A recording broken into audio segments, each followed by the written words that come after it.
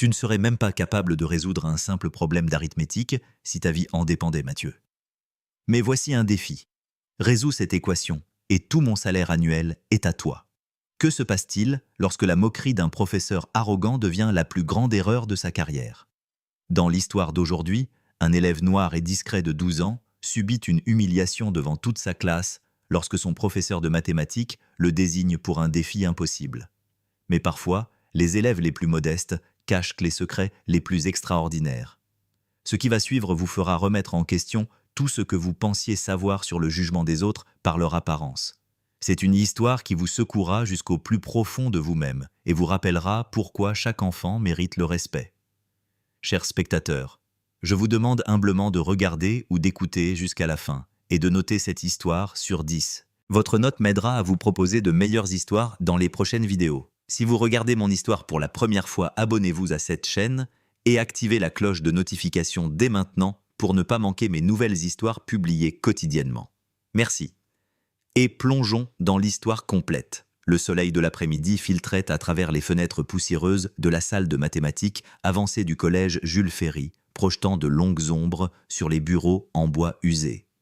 Monsieur Henri Dubois se tenait à l'avant de la salle, son crâne à moitié chauve, brillant sous les néons, alors qu'il parcourait sa classe de 5e d'un dédain à peine dissimulé. Sa moustache frémissait à chaque regard méprisant, particulièrement lorsque ses yeux se posaient sur Mathieu Traoré, le seul élève noir de sa classe de mathématiques avancées. « Aujourd'hui la classe », annonça Monsieur Dubois, sa voix dégoulinant de condescendance. « Nous allons explorer quelque chose qui séparera les vraiment doués de ceux qui, disons simplement de ceux qui sont ici par erreur. » Son regard s'attarda ostensiblement sur Mathieu qui était assis tranquillement au 3e rang, ses yeux sombres fixés sur le cahier vierge devant lui. Chloé Martin, la première de la classe, s'agita mal à l'aise sur sa chaise. Elle avait remarqué comment Monsieur Dubois semblait toujours diriger ses commentaires les plus durs vers Mathieu, malgré la moyenne constante de 16-20 du garçon. Thomas Rodriguez, assis à côté de Mathieu, serra la mâchoire, mais resta silencieux. Ils avaient tous appris que défier Monsieur Dubois ne faisait qu'empirer les choses. « J'ai préparé un problème spécial », continua Monsieur Dubois, en se tournant pour écrire au tableau avec des fioritures exagérées. Un vrai défi de mathématicien. Quelque chose avec lequel même les professeurs d'université pourraient avoir du mal. Il finit d'écrire et recula, révélant une équation différentielle complexe, remplie de multiples variables, de symboles d'intégrales et de fonctions imbriquées qui semblaient danser sur le tableau dans un labyrinthe de complexité mathématique. La salle de classe devint silencieuse. Même Chloé, qui abordait habituellement chaque problème avec confiance, regardait le tableau avec des yeux écarquillés. Ce n'était pas seulement avancé pour une classe de 5e, c'était avancé pour le lycée, peut-être même pour le niveau universitaire. « Maintenant », dit Monsieur Dubois, ses lèvres minces se retroussant en ce qui ne pouvait être décrit que comme un sourire cruel. « Je sais que la plupart d'entre vous ne comprendront même pas ce que vous regardez, mais peut-être... » Il marqua une pause dramatique, ses yeux retrouvant Mathieu. « Peut-être que notre Monsieur Traoré aimerait essayer. Après tout, c'est bien la discrimination positive qui t'a permis d'être dans cette classe, n'est-ce pas? Autant voir si tu peux justifier ta présence ici. » La température dans la pièce sembla chuter de 10 degrés. Plusieurs élèves eurent un hoquet audible. La main de Thomas se déplaça instinctivement vers le bureau de Mathieu dans un geste de soutien. Mais Mathieu resta parfaitement immobile, son expression indéchiffrable. « En fait, » continua Monsieur Dubois, s'amusant clairement, « rendons cela intéressant. Tu ne serais même pas capable de résoudre un simple problème d'arithmétique si ta vie en dépendait, Mathieu. Mais voici un défi. Résous cette équation et tout mon salaire annuel est à toi. » Il rit un son rauque qui résonna contre les murs. « C'est 50 000 €, mon garçon. Plus d'argent que ta famille n'en a probablement jamais vu. » La cruauté de la déclaration flottait dans l'air comme un nuage toxique.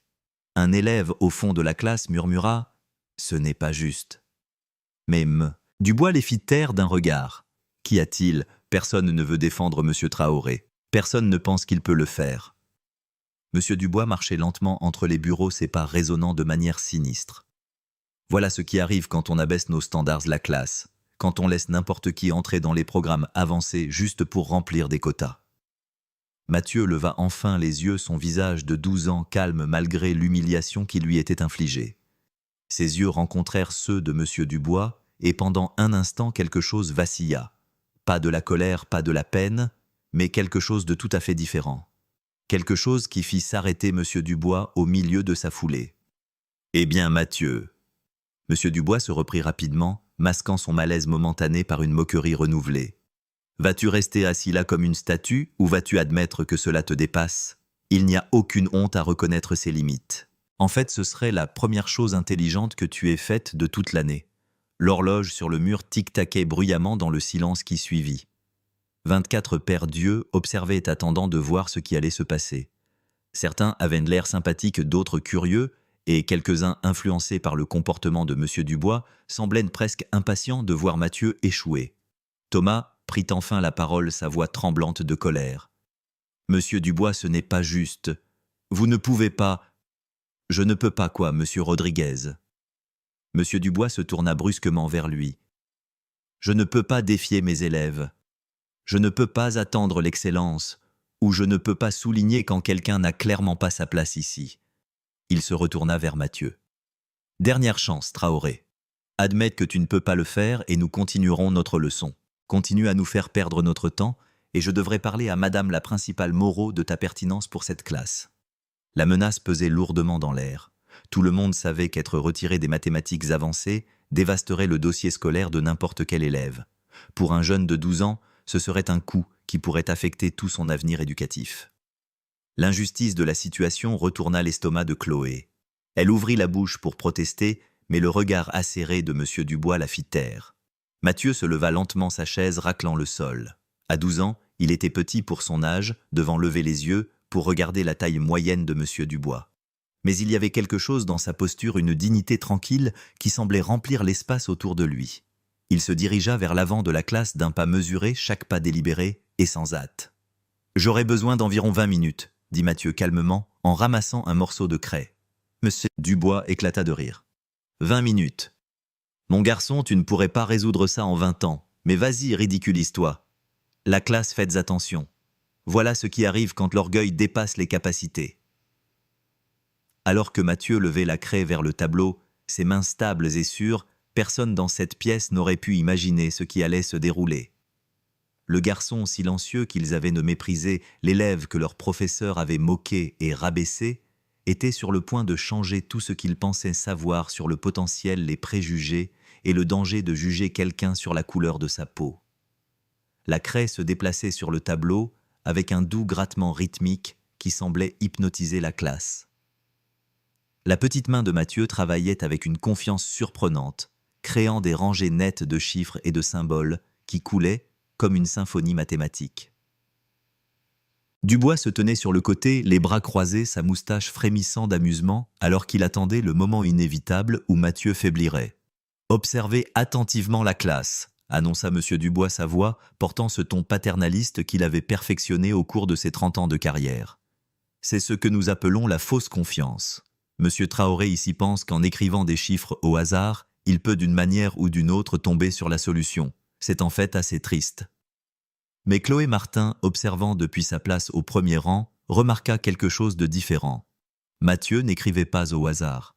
Son approche était méthodique, systématique. Il avait commencé par décomposer l'équation différentielle complexe en composants plus petits, identifiant chaque variable et sa relation avec les autres. C'était exactement ce que sa sœur aînée, une étudiante en 2e année d'université, lui avait montré une fois lors d'une visite. Thomas se pencha en avant sur son siège, les yeux écarquillés. Il ne comprenait peut-être pas les mathématiques avancées, mais il reconnaissait l'expression sur le visage de Mathieu. C'était la même expression qu'il avait vue quand il jouait aux échecs pendant le déjeuner. Une concentration totale absolue. Mathieu était dans son élément. « Oh, c'est savoureux !» gloussa M. Dubois en se rapprochant pour examiner le travail de Mathieu. « Tu tentes d'utiliser l'intégration par parties. Sais-tu même ce que cela signifie ou l'as-tu juste vu dans un film quelque part ?» Il se tourna vers la classe. Voilà ce qui arrive quand les élèves essaient de boxer au-dessus de leur catégorie. Ils ramassent des termes et des techniques qu'ils ne comprennent pas et les jettent en espérant que quelque chose colle. Mathieu s'arrêta un instant, la craie planant à quelques centimètres du tableau. Sans se retourner, il parla d'une voix claire et calme. « En fait, monsieur Dubois, j'utilise une combinaison d'intégration par partie et de changement de variables. L'approche traditionnelle ne fonctionnera pas ici à cause des fonctions imbriquées. Il faut d'abord transformer l'équation. » La salle de classe devint silencieuse. Même les chuchotements et les agitations habituelles cessèrent. Le visage de M. Dubois devint rouge, sa bouche s'ouvrant et se fermant comme un poisson hors de l'eau. Aucun élève de 5e ne devrait connaître ces termes, et encore moins comprendre quand et comment les appliquer. Un coup de chance, balbutia M. Dubois en reprenant contenance. Tu as probablement entendu ces mots quelque part, et tu ne fais que les répéter. Continue ta tentative, je suis sûr que la classe trouve ça très divertissant. Mathieu hocha simplement la tête et retourna à son travail. Sacré dansait sur le tableau créant d'élégantes preuves mathématiques qui semblaient se construire les unes sur les autres comme une tour soigneusement construite. Il travailla sur la première transformation, montrant chaque étape avec le genre de clarté qui rendrait un auteur de manuel envieux. Chloé sortit son téléphone sous son bureau, enregistrant secrètement ce qui se passait. Quelque chose lui disait que ce moment devait être préservé. Elle n'était pas la seule. Thomas eut la même idée, son téléphone à peine visible, alors qu'il capturait l'équation grandissante sur le tableau. 5 minutes écoulées, annonça M. Dubois à voix haute, vérifiant sa montre avec une précision théâtrale. Plus que 15 minutes de cette mascarade. J'espère que vous apprenez tous quelque chose de ceci, à savoir l'importance de connaître ses limites. Mais au fil des minutes, la suffisance de M. Dubois commença à vaciller. Mathieu avait maintenant rempli près de la moitié du tableau, et même pour quelqu'un essayant de ne pas regarder de trop près, il devenait clair que ce n'était pas du gribouillage aléatoire. Il y avait une logique, un flux, que même l'élève le plus en difficulté en mathématiques pouvait sentir.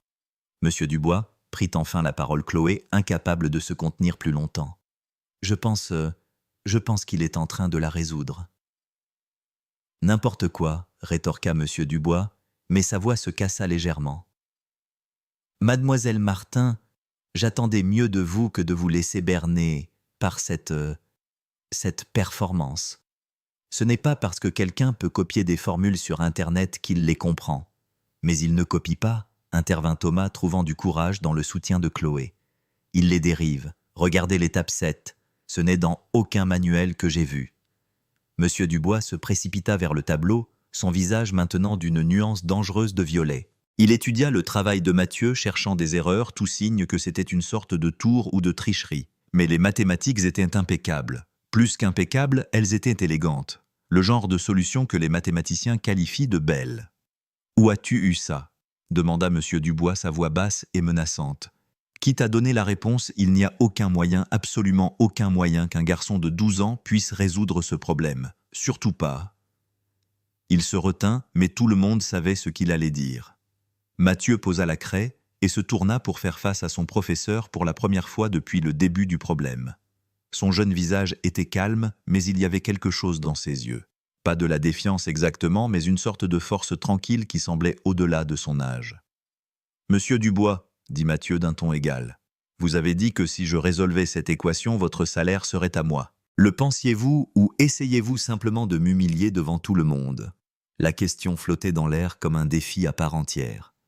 Le visage de M. Dubois passa par plusieurs émotions, incrédulité, colère, peur, et quelque chose qui aurait pu être les premiers frémissements de panique.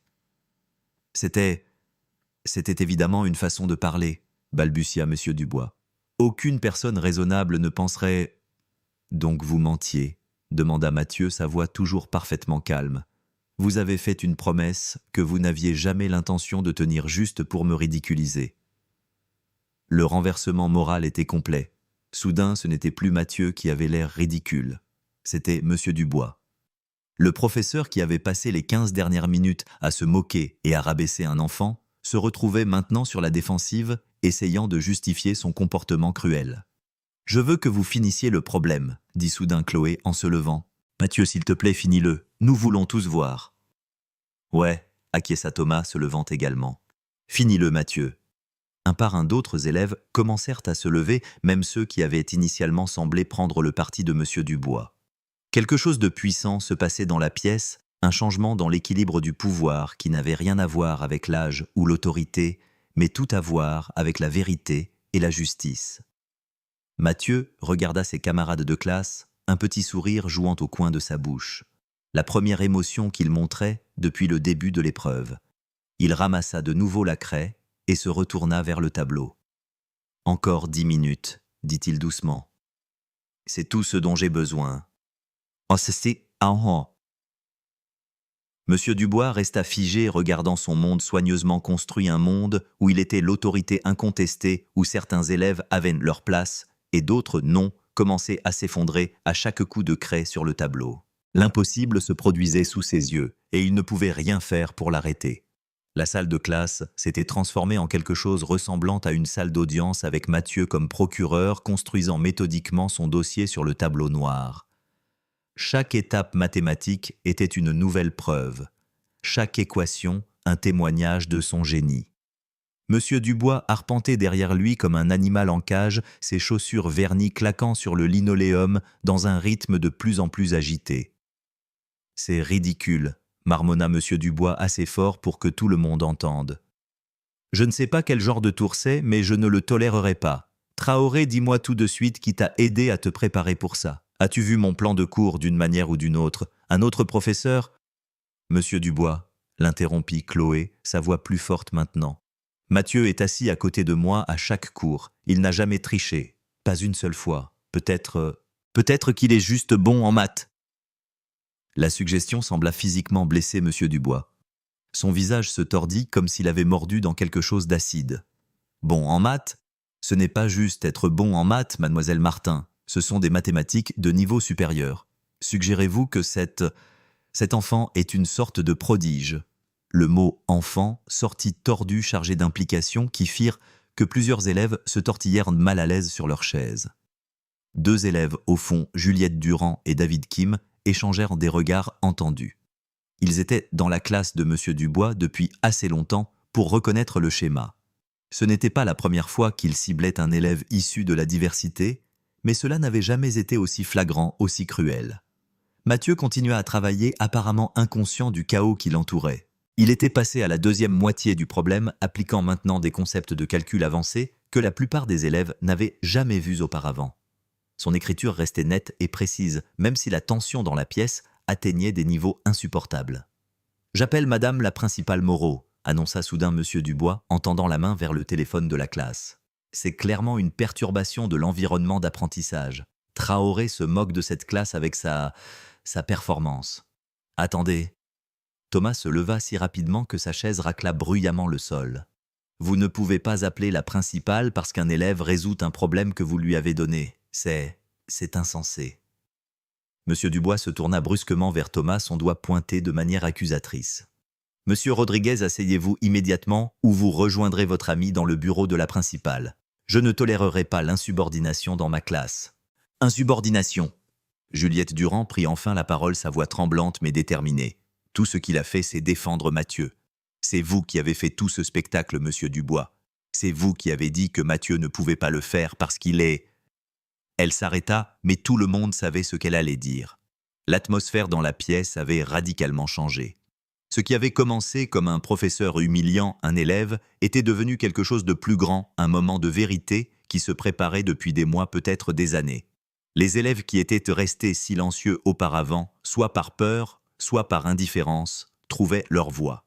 David Kim leva la main, un geste étrangement formel compte tenu des circonstances. « Monsieur Dubois, je voudrais souligner qu'il reste 15 minutes à Mathieu. Vous avez dit 20 minutes. Il est juste de le laisser finir. » Je suis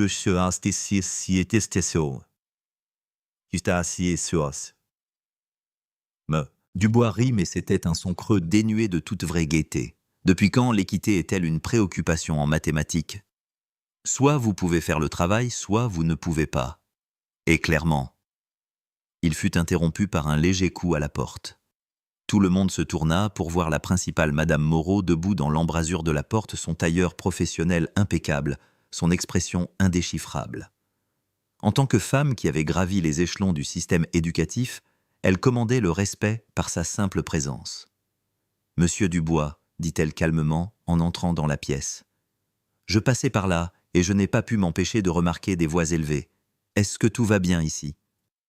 Le visage de Monsieur Dubois passa par plusieurs transformations rapides avant de se fixer sur ce qu'il pensait clairement être un sourire professionnel. « Madame la principale, timing parfait. J'étais sur le point de vous appeler. Nous avons une situation ici avec Mathieu Traoré. Il est perturbateur, refuse de reconnaître ses limites.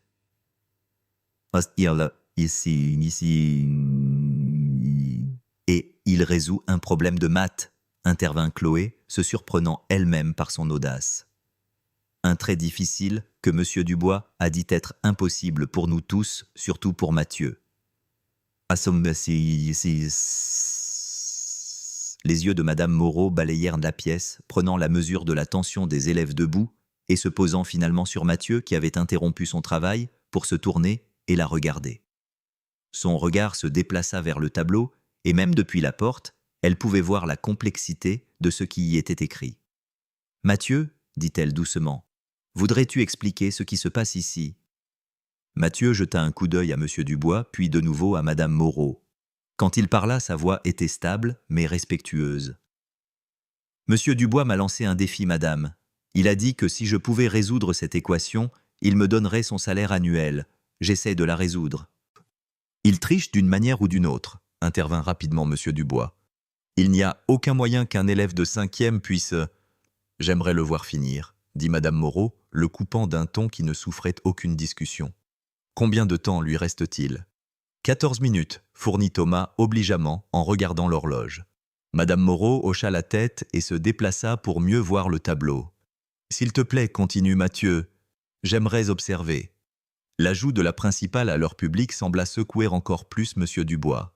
Il tripotait sa cravate, lissa de sa moustache à plusieurs reprises et se raclait la gorge comme s'il se préparait à parler pour finalement rester silencieux.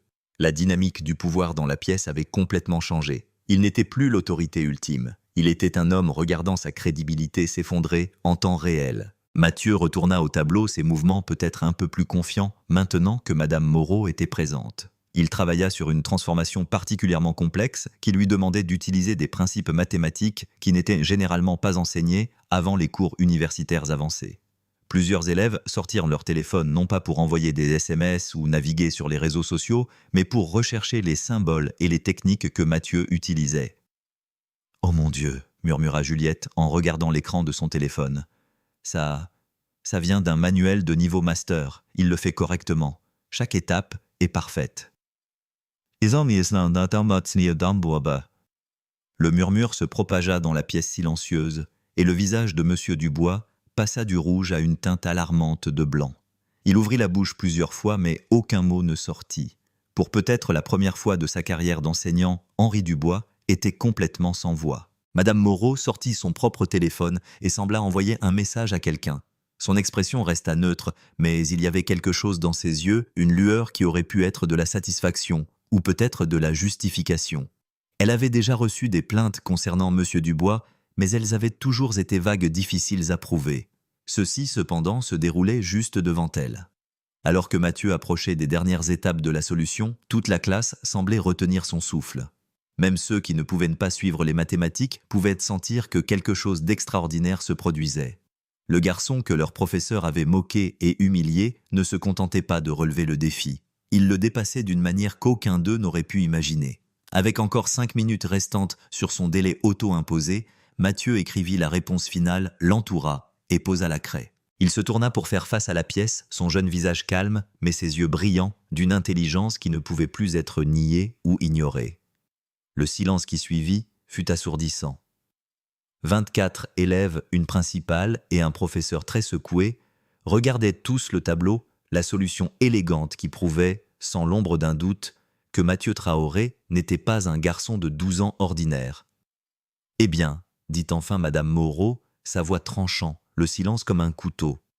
Je pense que nous devons avoir une conversation, Monsieur Dubois, une conversation très sérieuse. » Madame Moreau s'approcha du tableau, ses yeux parcourant le travail de Mathieu, avec l'attention minutieuse de quelqu'un qui comprenait plus de choses en mathématiques que son rôle administratif ne le laissait supposer. La lumière de l'après-midi qui entrait par les fenêtres semblait mettre en lumière la solution élégante, faisant briller les marques de craie sur la surface verte. « Mathieu, dit-elle sa voix douce mais portant une nuance d'acier. C'est un travail exceptionnel. Où as-tu appris ces techniques ?» Avant que Mathieu ne puisse répondre, M. Dubois retrouva sa voix bien qu'elle sortît étranglée et désespérée. « Madame la principale, c'est clairement une sorte de coup monté. Il n'y a aucun moyen, absolument aucun moyen que cet élève ait pu résoudre ce problème. Il a dû avoir de l'aide, ou peut-être qu'il a vu le problème à l'avance. Henri, le coupa Madame Moreau, utilisant son prénom d'une manière qui le fit tressaillir. Je suis ici depuis 10 minutes. J'ai vu Mathieu travailler sur les dernières étapes moi-même. Il n'y a eu aucune tricherie, aucune note cachée, aucune assistance. Elle marqua une pause, laissant ses mots s'imprégner. Ce que j'ai vu, c'est un jeune esprit brillant, humilié publiquement par un éducateur qui devrait avoir plus de discernement. La température dans la pièce sembla chuter. Plusieurs élèves se penchèrent inconsciemment en arrière sur leurs chaises, comme pour se distancier de la confrontation qui se préparait à l'avant de la classe. Thomas enhardi, par la présence de la principale, leva la main. « Madame la principale, ce n'est pas la première fois. Monsieur Dubois s'en prend toujours à Mathieu, et parfois à moi et aux autres. » Il s'arrêta regardant ses camarades de classe, dont certains hochèrent la tête en signe de soutien silencieux. « C'est un mensonge, » balbutia Monsieur Dubois, son sang-froid soigneusement entretenu se fissurant enfin. « Je traite tous mes élèves de la même manière. Si certains élèves ne peuvent pas suivre en mathématiques avancées, ce n'est pas ma faute. Je maintiens des standards élevés. » Des standards élevés. Chloé se leva, sa réserve habituelle, submergée par l'indignation. Vous avez dit à Mathieu qu'il n'était ici qu'à cause de la discrimination positive. Vous avez dit que sa famille n'avait probablement jamais vu 50 000 €. Il ne s'agit pas de standards, il s'agit de... Mademoiselle Martin, vous dépassez les bornes, interrompit Monsieur Dubois, mais sa voix manquait de son autorité habituelle. Il regarda autour de la pièce, espérant peut-être trouver du soutien, mais ne vit que des visages accusateurs et des téléphones en train d'enregistrer. La réalité de la situation commençait à lui apparaître. Madame Moreau leva une main pour demander le silence. « Je pense que nous devons entendre Mathieu. Jeune homme, voudrais-tu s'il te plaît expliquer ta solution, guide-nous à travers ton raisonnement. » Mathieu hocha la tête et se retourna vers le tableau. Quand il parla, sa voix était claire et confiante, un contraste frappant avec son comportement habituellement discret. Le problème que M. Dubois nous a donné est une équation différentielle non linéaire à plusieurs variables. La plupart des gens essaieraient de la résoudre directement, mais c'est en fait le piège. Il faut reconnaître qu'elle peut être transformée en un système d'équations linéaires par une substitution spécifique. Il désigna la première section de son travail. Ici, j'ai utilisé la transformée de Laplace pour convertir l'équation différentielle en une équation algébrique. Ensuite, j'ai appliqué la décomposition en éléments simples pour la décomposer en composants gérables. Plusieurs élèves prenaient frénétiquement des notes, reconnaissant qu'ils assistaient à quelque chose de spécial. Même ceux qui ne pouvaient pas suivre complètement les mathématiques pouvaient entendre l'autorité dans la voix de Mathieu, la compréhension profonde qui transparaissait dans chaque mot. Monsieur Dubois regardait avec une horreur croissante son élève de 12 ans expliquer des concepts avec lesquels certains de ses collègues du lycée auraient du mal. Chaque mot était un autre clou dans le cercueil de ses préjugés, une autre fissure dans les fondations de sa vision du monde. La partie vraiment délicate, continua Mathieu s'animant sur son sujet, était cette section ici. Les fonctions imbriquées créent une relation récursive qui semble insoluble au début. Mais si vous reconnaissez le modèle, vous pouvez utiliser une technique appelée itération du point fixe pour converger vers la solution. Où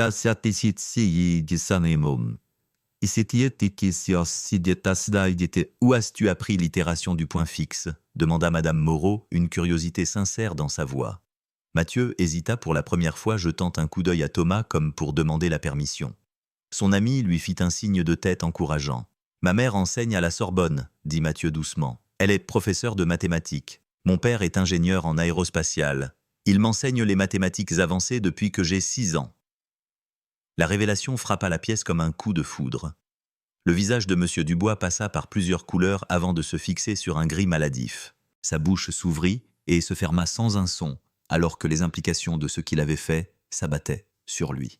« Votre mère est professeure à la Sorbonne », réussit-il finalement à croasser. « Docteur Amélie Traoré », confirma Mathieu. « Elle est spécialisée en mathématiques appliquées et en théorie du chaos. Elle a publié plus de 40 articles et 2 livres sur les équations différentielles. » L'expression de Madame Moreau se durcit. « Donc vous avez été dans la classe de M. Dubois toute l'année, obtenant de bons résultats de manière constante, et il n'a jamais pris la peine d'apprendre quoi que ce soit sur votre parcours ou vos capacités. » « Je ne voulais pas de traitement de faveur, » dit Mathieu, sa jeune voix, portant une maturité au-delà de son âge. Mes parents et moi avons convenu que je devrais être dans des classes normales pour l'expérience sociale. Je voulais juste apprendre avec mes amis, ne pas être distingué comme différent. L'ironie était assez vive pour couper. Oh. L'ironie était... Mathieu avait voulu éviter d'être distingué, et au lieu de cela, il avait été distingué de la manière la plus cruelle possible, non pas pour ses dons, mais pour la couleur de sa peau, non pas pour un traitement spécial, mais pour l'humiliation. « Monsieur Dubois, dit Madame Moreau, sa voix portant maintenant tout le poids de son autorité. Je veux que vous appeliez les parents de Mathieu immédiatement. Ils doivent être informés de ce qui s'est passé ici aujourd'hui. » Je ne pense pas que ce soit nécessaire, balbutia Monsieur Dubois, la pleine réalité de sa situation le frappant enfin. Tout cela n'était qu'un malentendu. J'essayais de défier mes élèves.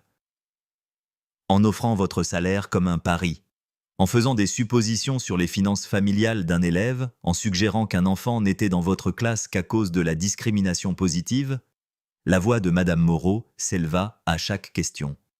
Appelez-les maintenant. Et c'est grâce à que M. Dubois se dirigeait vers son bureau avec l'enthousiasme d'un homme marchant vers son exécution. Mathieu se tenait tranquillement au tableau entouré par la preuve mathématique de son génie. Thomas se plaça à côté de son ami, offrant un soutien silencieux. « Pour ce que ça vaut, » dit Thomas doucement. « J'ai toujours su que tu étais intelligent. Je ne savais juste pas que tu étais effroyablement intelligent. » Mathieu réussit un petit sourire. « Je voulais juste être normal, avoir des amis, ne pas être le gamin génie pour une fois. »« Ouais, eh bien, » sourit Thomas. « Je pense que ce bateau a appareillé. » Autour d'eux, leurs camarades de classe commençaient à comprendre qu'ils avaient été témoins de quelque chose d'extraordinaire. Pas seulement la résolution d'un problème impossible, mais le démasquage des préjugés et le triomphe d'un jeune garçon qui n'avait rien voulu de plus que d'être vu comme un autre élève. Alors que M. Dubois composait le numéro avec des doigts tremblants, Madame Moreau se plaça à côté de Mathieu. « Tu sais, » dit-elle doucement, « au cours de toutes mes années dans l'éducation, j'ai vu beaucoup d'élèves brillants. Mais ce que tu as fait aujourd'hui, te défendre avec dignité et intelligence au lieu de la colère, c'est un autre type de génie. » Mathieu leva les yeux vers elle, et pour la première fois depuis le début de l'épreuve, ses yeux montrèrent une pointe de la peine qu'il avait cachée. « Je voulais juste qu'il me voie comme un élève, pas comme une couleur. » Madame Moreau posa une main douce sur son épaule. « Je sais, Mathieu, et je suis désolée que tu aies eu à prouver ta valeur de cette manière. Aucun enfant ne devrait avoir à le faire. » L'appel fut connecté, et tout le monde dans la pièce retint son souffle, alors que M. Dubois commençait à parler sa voix tremblante, alors qu'il essayait d'expliquer au docteur Amélie Traoré pourquoi son fils se tenait devant un tableau noir venant de résoudre un problème de mathématiques de niveau master sur un pari né de préjugés. Le silence dans la salle de classe fut rompu par le claquement sec de talons dans le couloir, devenant de plus en plus fort à chaque seconde. M. Dubois se tenait figé à son bureau, le téléphone toujours collé à son oreille, son visage de la couleur d'un vieux parchemin. À travers le récepteur, tout le monde pouvait entendre la voix d'une femme contrôlée, articulée, mais avec une nuance qui suggérait une fureur à peine contenue. « Nous serons là dans 10 minutes, » dit la voix avec une finalité nette. « Et M. Dubois ne vous avisait pas de quitter cette salle de classe. » La ligne se coupa. M. Dubois reposa lentement le téléphone sur son socle, sa main tremblant visiblement. L'enseignant confiant et condescendant qui avait commencé cette confrontation avait disparu, remplacé par un homme qui semblait avoir vieilli de 10 ans en autant de minutes.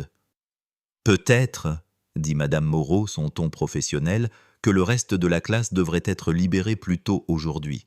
Cette situation nécessite... » « Non, » intervint Mathieu, surprenant tout le monde. « Ils devraient rester, ils ont vu ce qui s'est passé, ils devraient voir comment ça se termine. » Madame Moreau l'étudia un instant puis hocha la tête. « Très bien, mais j'attends de tout le monde qu'il reste respectueux et silencieux. Ce n'est pas un divertissement, c'est un moment d'apprentissage pour nous tous. » Les élèves se rassirent, l'atmosphère lourde d'anticipation et d'incertitude. Chloé Martin avait toujours son téléphone sorti bien qu'elle ait arrêté d'enregistrer par respect pour Mathieu. Thomas resta debout à côté de son ami, un geste de solidarité qui ne passa pas inaperçu. Mais Dubois s'affaissa sur sa chaise, fixant l'équation sur le tableau, comme si c'était sa propre preuve mathématique d'échec. Sa moustache, habituellement soignée à la perfection, semblait maintenant tomber de défaite. « Je ne voulais pas… » commença-t-il, puis s'arrêta apparemment incapable de finir sa pensée. « Ne vouliez pas quoi ?» demanda Madame Moreau, sa voix faussement calme. « Ne vouliez pas révéler vos préjugés, ne vouliez pas humilier un enfant brillant, ou ne vouliez pas vous faire prendre ?» Avant qu'il ne puisse répondre, la porte de la classe s'ouvrit avec assez de force pour faire sursauter tout le monde. Le docteur Amélie Traoré entra la première, et la ressemblance familiale avec Mathieu était immédiatement apparente. Les mêmes yeux intelligents, le même port digne bien que les siens, brillassent actuellement de fureur maternelle. Elle portait un tailleur impeccable qui la faisait paraître encore plus redoutable. Derrière elle venait Jean Traoré, le père de Mathieu. Il était grand et large d'épaules, portant le genre de vêtements décontractés qui suggérait qu'il avait tout laissé tomber pour venir ici. Son expression était plus difficile à lire que celle de sa femme, mais la tension dans sa mâchoire en disait long. « Mathieu !» dit le docteur Traoré, sa voix s'adoucissant en voyant son fils. Elle le rejoignit en 3 grandes enjambées, posant ses mains sur ses épaules et l'examinant comme pour vérifier des blessures physiques. « Est-ce que ça va ?»« Je vais bien, maman », l'assura Mathieu, bien que sa voix soit plus petite, maintenant plus celle du garçon de 12 ans qu'il était. « J'ai résolu le problème. » Les yeux du docteur Traoré se déplacèrent vers le tableau, englobant l'équation et la solution d'un seul coup d'œil rapide. Son expression passa de l'inquiétude à l'intérêt professionnel, puis à la fierté, le tout en l'espace d'un battement de cœur. Itération du point fixe pour les fonctions imbriquées. Choix élégant. Elle se tourna pour faire face à M. Dubois et la température dans la pièce sembla chuter d'un autre degré. « Bien, c'est bien que je doute que vous vous y attendiez lorsque vous avez conçu ce petit piège. » Docteur Traoré. Monsieur. Monsieur Dubois commença à se lever de sa chaise, mais le regard constant de Jean Traoré le maintint assis. Tout cela a été un terrible malentendu. Non, le coupa le docteur Traoré. Un malentendu, c'est quand vous appelez accidentellement quelqu'un par le mauvais nom. Ceci était du harcèlement ciblé d'un enfant. Mon enfant. Elle sortit son téléphone et commença à faire défiler. Chose intéressante à propos d'avoir un fils qui est prudent par nature. Il documente tout. Voulez-vous voir les SMS qu'il nous a envoyés tout au long de l'année? Monsieur Dubois a dit que je ne pourrais probablement pas comprendre les devoirs. Monsieur Dubois a demandé si mes parents pouvaient même m'aider en maths. Monsieur Dubois a dit que je faisais baisser la moyenne de la classe. À chaque citation, Monsieur Dubois semblait se ratatiner davantage sur sa chaise. Plusieurs élèves eurent un hoquet. Ils avaient été témoins de certains de ces incidents, mais n'avaient pas réalisé que Mathieu les avait documentés. Jean Traoré prit enfin la parole, sa voix profonde, calme, mais portant une pointe d'acier. « Nous avons inscrit Mathieu dans une école publique parce que nous voulions qu'il ait une enfance normale, qu'il se fasse des amis, qu'il apprenne les compétences sociales, qu'il fasse partie d'une communauté. » Il regarda directement Monsieur Dubois. « Nous ne nous attendions pas à ce qu'il ait besoin de protection contre les personnes même censées nourrir sa croissance. » T'étais décidé, Thomas. Et l'ironie. Continua le docteur Traoré, sa voix, prenant un ton professoral que ses étudiants de la Sorbonne auraient reconnu, c'est que Mathieu s'est retenu toute l'année. Il aurait pu résoudre chaque problème que vous avez mis sur ce tableau en quelques minutes. Il aurait pu corriger vos erreurs occasionnelles. Oh oui, nous les avons remarquées aussi, mais il ne l'a pas fait parce que nous lui avons appris à respecter ses professeurs. Elle marqua une pause. Clairement, nous devons ajouter un addendum sur les professeurs qui ne méritent pas le respect. Madame Moreau se racla la gorge. Traoré, monsieur Traoré, je veux vous assurer que ce comportement ne représente pas les valeurs de notre école. Je vais lancer une enquête complète. Avec tout le respect que je vous dois, madame la principale, interrompit le docteur Traoré, cela va au-delà du comportement d'un seul enseignant. Il s'agit d'un système qui a permis que cela continue. Elle fit un geste vers la classe pleine d'élèves. Combien de ces enfants ont des histoires similaires à celles de Mathieu? Combien ont été amenés à se sentir inférieurs à cause de suppositions sur leur race, leur origine, leur potentiel? Plusieurs élèves s'agitèrent mal à l'aise. Thomas leva timidement la main. Monsieur Dubois m'a dit le mois dernier que je devrais envisager de passer en maths normales parce que mon peuple est meilleur avec ses mains qu'avec les chiffres. Juliette Durand ajouta doucement. Il a dit que les filles comme moi devraient se concentrer sur des matières qui ne nécessitent pas une pensée logique masculine. David Kim hocha la tête. Il m'a demandé si mes parents possédaient un restaurant ou un pressing quand je lui ai dit que mon père était physicien théoricien. À chaque révélation, l'étendue des préjugés de M. Dubois devenait plus claire. Il ne s'agissait pas seulement d'un incident avec Mathieu, c'était un schéma de comportement qui avait empoisonné l'environnement de la classe toute l'année. Le docteur Traoré se tourna pour s'adresser directement aux élèves. « Laissez-moi être clair sur quelque chose. L'intelligence, le talent et le potentiel existent dans chaque race, chaque genre, chaque milieu socio-économique. Quiconque vous dit le contraire n'est pas seulement dans l'erreur. Il est activement nuisible à votre développement. L'équation sur ce tableau, ajouta Jean Traoré, est complexe, oui, mais la vraie complexité réside dans la navigation d'un monde où vous êtes jugé sur votre apparence avant vos capacités. Mathieu a résolu les deux problèmes aujourd'hui, le mathématique et le social. Il a prouvé sa valeur dans un jeu où les règles étaient truquées contre lui.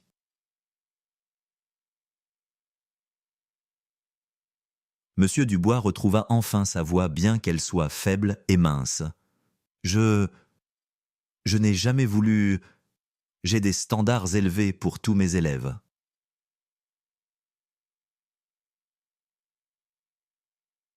Non, intervint Mathieu, surprenant tout le monde par la fermeté de sa jeune voix. Vous avez des standards élevés pour les élèves qui vous ressemblent et de faibles attentes pour tous les autres.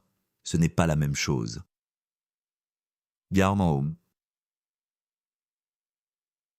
La clarté de l'observation du jeune de 12 ans flottait dans l'air indéniable et accablante. Monsieur Dubois ouvrit la bouche pour répondre, puis la referma, reconnaissant apparemment la futilité du déni face à une telle vérité. Le docteur Traoré sortit une carte de visite et la tendit à Madame Moreau. « Voici les coordonnées de notre avocat. Nous poursuivrons cette affaire formellement, pas pour l'argent. Malgré les suppositions de Monsieur Dubois, nous sommes assez à l'aise financièrement. Mais ce schéma de discrimination doit être traité au niveau systémique. »« Maman, dit Mathieu doucement, il m'a promis son salaire si je résolvais l'équation. » Un fantôme de sourire traversa le visage du docteur Traoré. « Vraiment devant des témoins, devant toute la classe, » confirma Chloé Martin, trouvant son courage. Il a été très précis à ce sujet. 50 000 €. « Eh bien alors, » dit le docteur Traoré, son sourire s'élargissant légèrement et devenant considérablement plus acéré. « C'est un contrat verbal, n'est-ce pas, fait devant 24 témoins. Bien que je soupçonne que Mathieu préférerait le donner à un fonds de bourse pour les étudiants sous-représentés dans les domaines des sciences, de la technologie, de l'ingénierie et des mathématiques. N'est-ce pas, mon chéri ?» Mathieu hocha la tête, un petit sourire perçant enfin son expression sérieuse. « Ce serait bien. Aider les enfants qui en ont vraiment besoin. » La justice poétique du moment n'échappa à personne.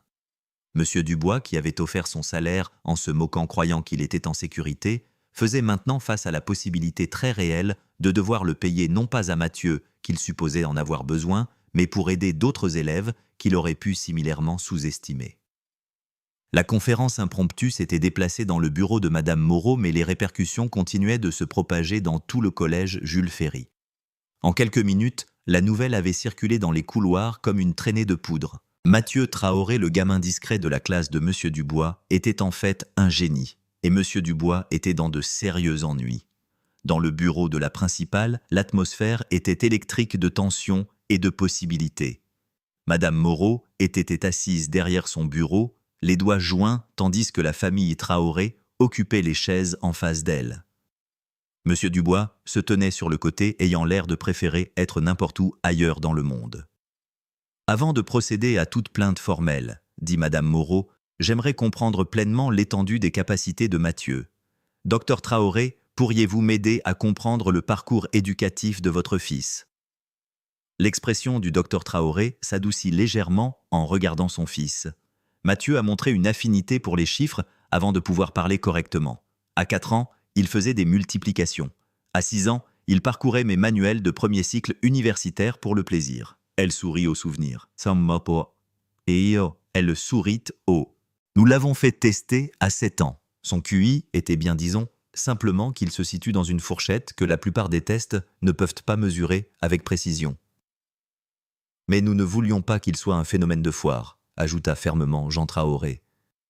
Nous avons vu ce qui arrive aux enfants prodiges qui sont poussés trop fort, trop vite. Ils s'épuisent. Ils ont des difficultés sociales. Ils passent à côté de leur enfance. Nous avons donc pris la décision de laisser Mathieu fixer son propre rythme. Mathieu s'agita sur son siège, clairement mal à l'aise d'être discuté comme s'il n'était pas là. « J'aime l'école normale, » dit-il doucement. « J'ai des amis. Je joue au basket pendant le déjeuner. Je suis dans le club de théâtre. J'aime juste aussi les maths. Aimer les maths. » Le docteur Traoré rit doucement. Le mois dernier, il a trouvé une erreur dans l'un de mes articles publiés. Il le lisait pour le plaisir et a remarqué une erreur de calcul dans le théorème 3.4. Les yeux de Madame Moreau s'écarquillèrent. Et vous êtes resté assis dans une classe de mathématiques de 5e toute l'année en vous faisant dire que vous n'aviez pas votre place. « Ma place est avec mes amis », dit fermement Mathieu. « Être intelligent ne signifie pas que je devrais être isolé des autres enfants de mon âge. » « Mais sûrement, » intervint M. Dubois, apparemment incapable de s'en empêcher. « Le garder dans des classes normales le freine.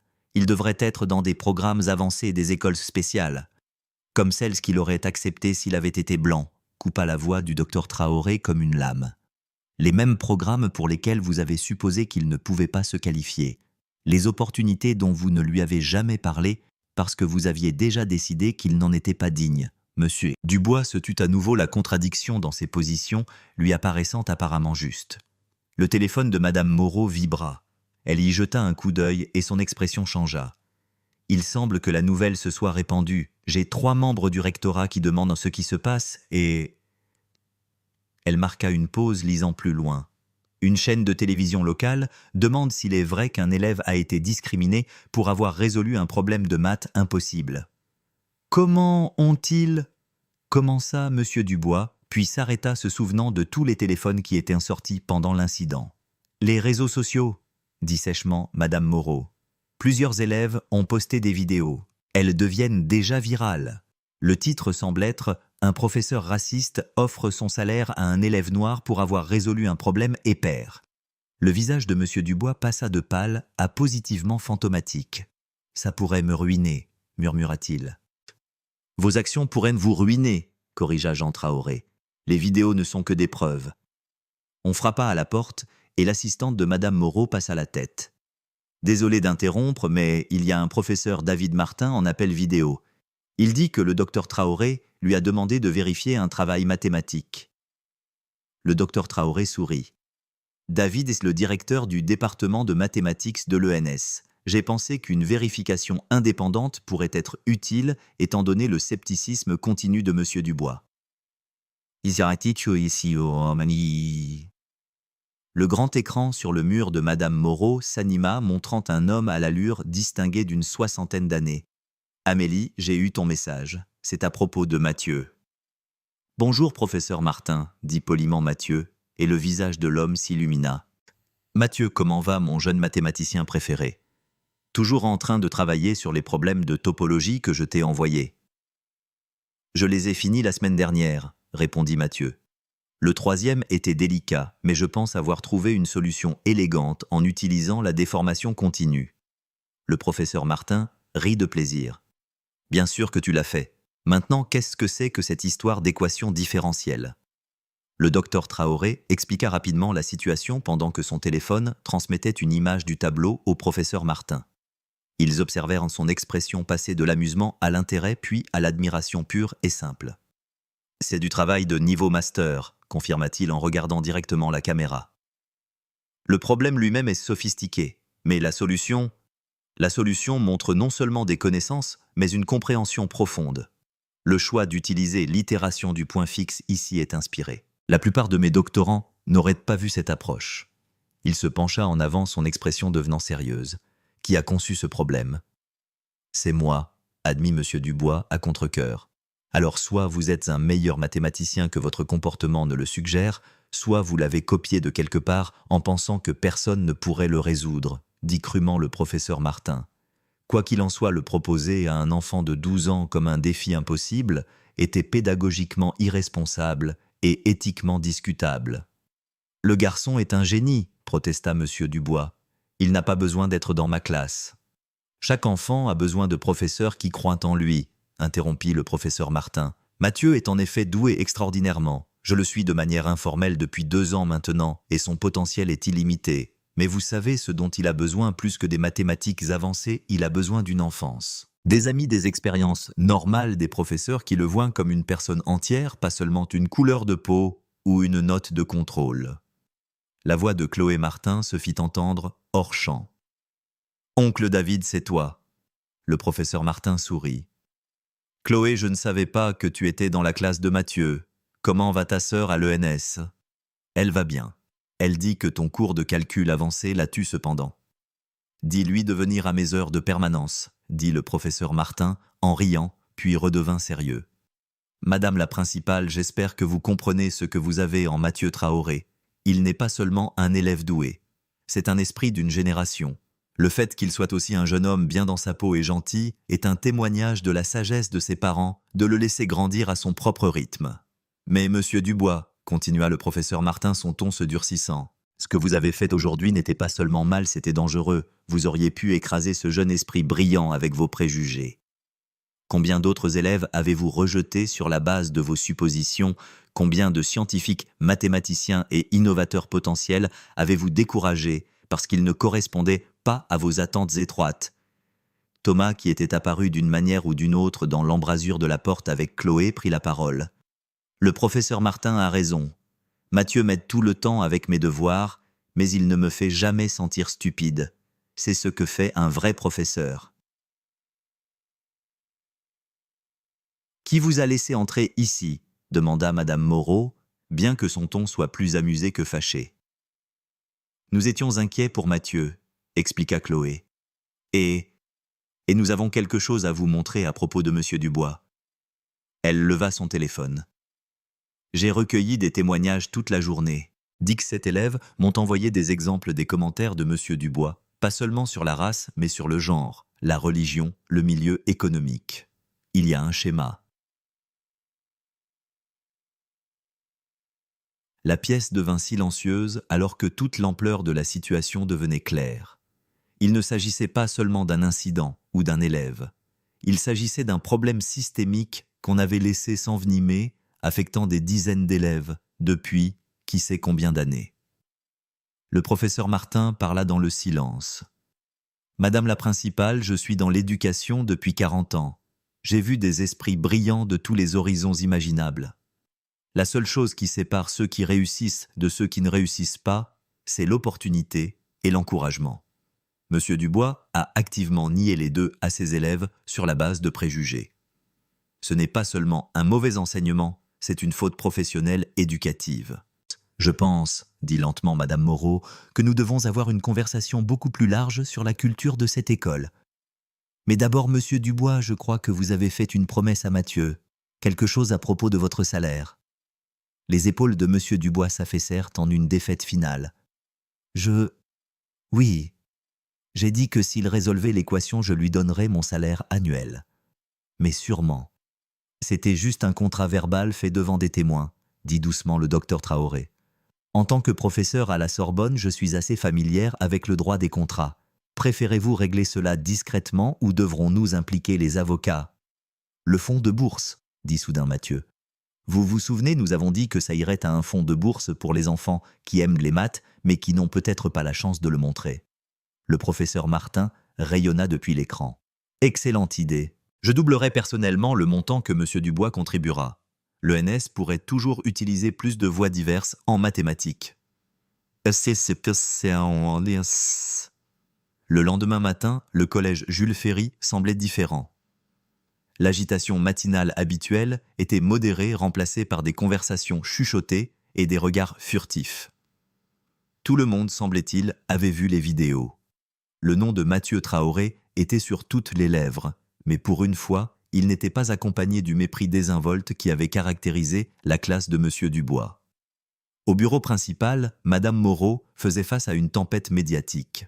Son assistante répondait à appel après appel, tandis qu'elle était en réunion d'urgence avec le directeur académique, le Dr Robert Sterling, le président du conseil d'administration de l'école, Michel David, et 3 autres membres du conseil qui étaient venus de tout le district. Les vidéos ont été vues plus de 2 millions de fois, dit le Dr Sterling, son calme habituel montrant des signes d'inquiétude. Nous avons des chaînes d'information nationales qui demandent des interviews. La NAACP a publié une déclaration. 3 organisations de défense des droits civiques ont offert un soutien juridique à la famille Traoré.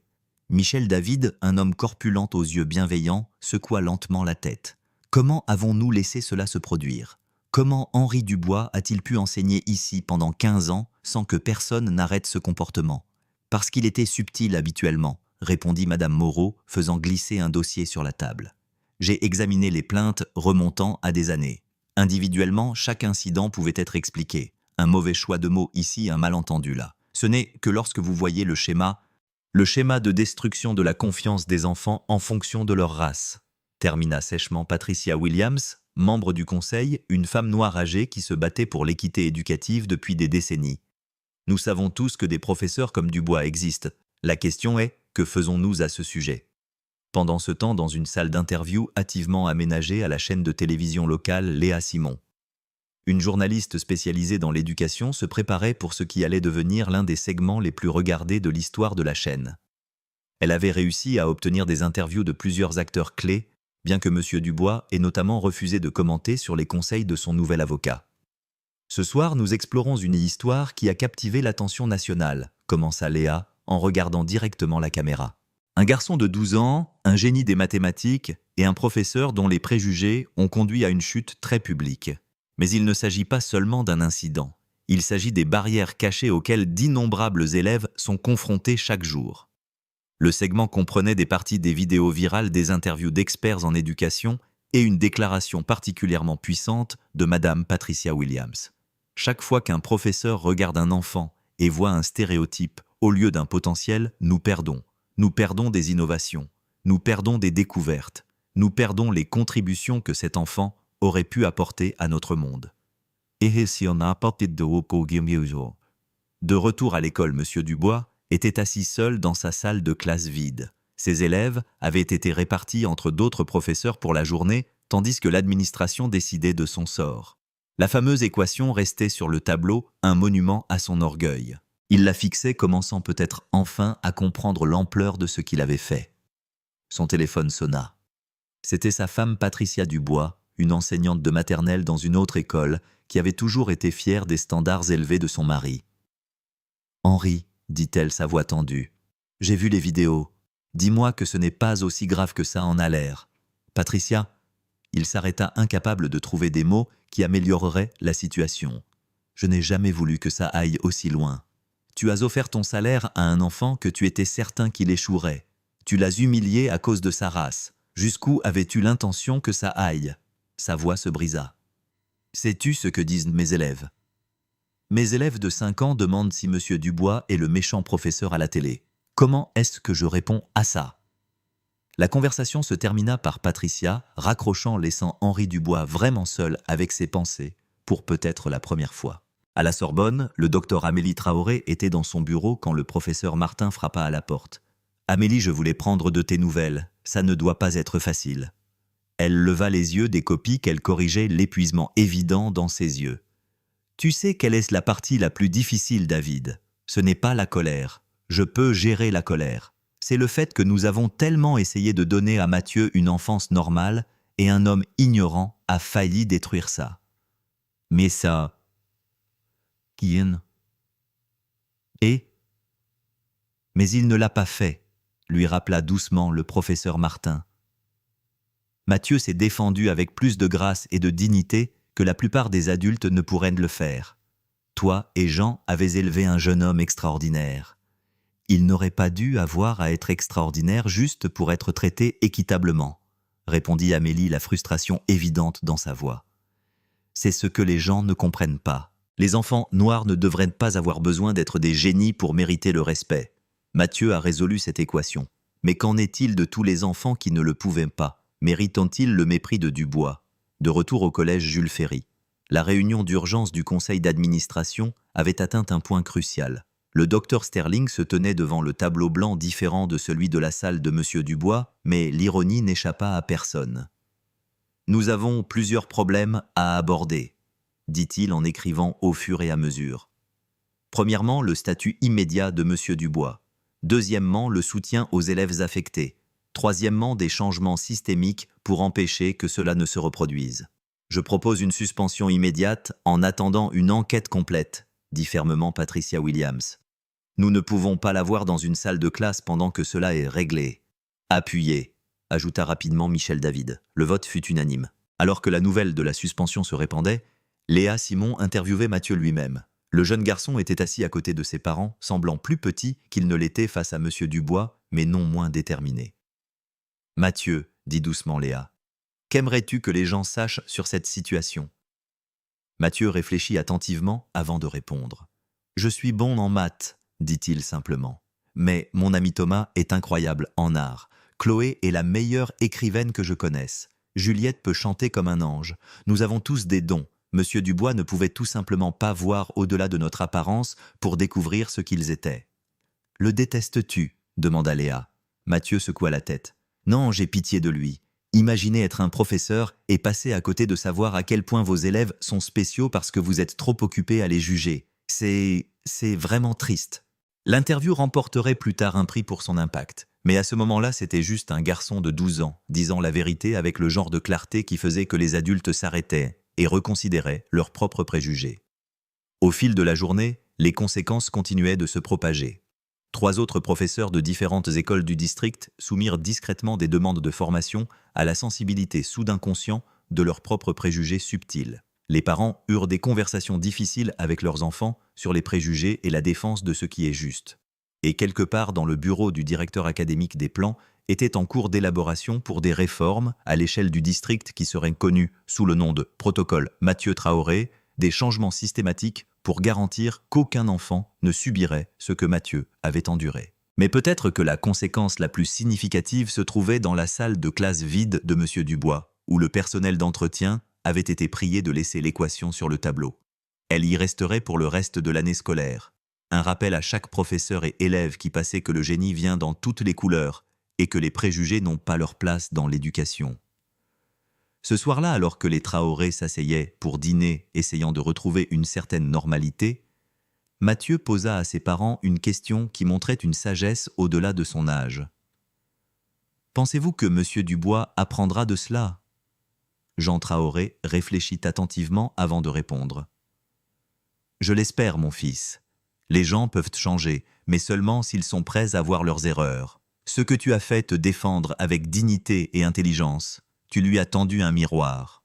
Maintenant, c'est à lui de décider s'il y regarde. » 3 jours après l'incident, une autre sorte de rassemblement eut lieu dans le salon de la famille Traoré. Ce n'était pas une interview formelle ou une réunion avec des avocats, mais plutôt un moment calme avec juste Mathieu, ses parents Thomas et Madame Moreau, qui était devenue une alliée inattendue dans la gestion des suites de l'affaire. « Je pense, dit le docteur Amélie Traoré en posant sa tasse de café, qu'il est temps que les gens comprennent toute l'histoire.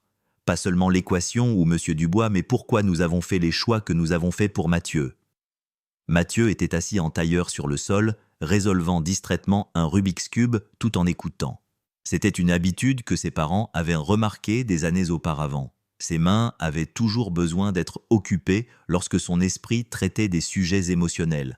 « J'ai été identifiée comme surdouée quand j'avais 5 ans, commença Amélie, sa voix prenant une qualité réfléchie.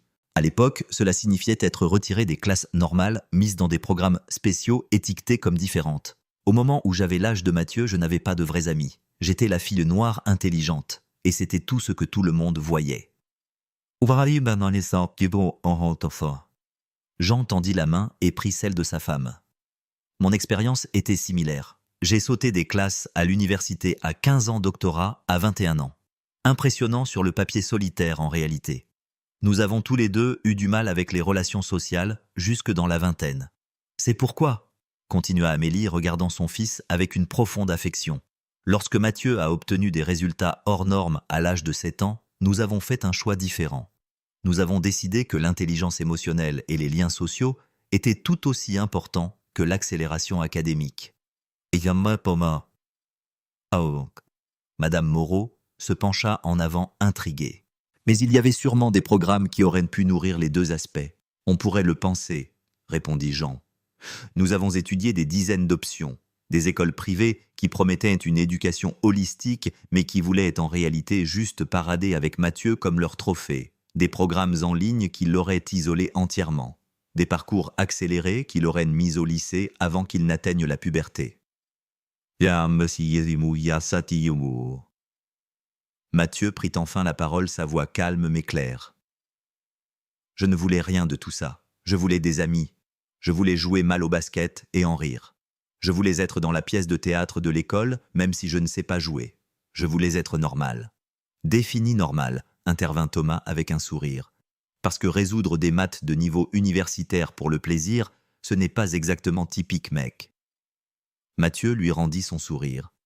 D'accord, presque normal. Je voulais juste être Mathieu qui se trouve être bon en maths, pas le gamin génie, qui se trouve s'appeler Mathieu.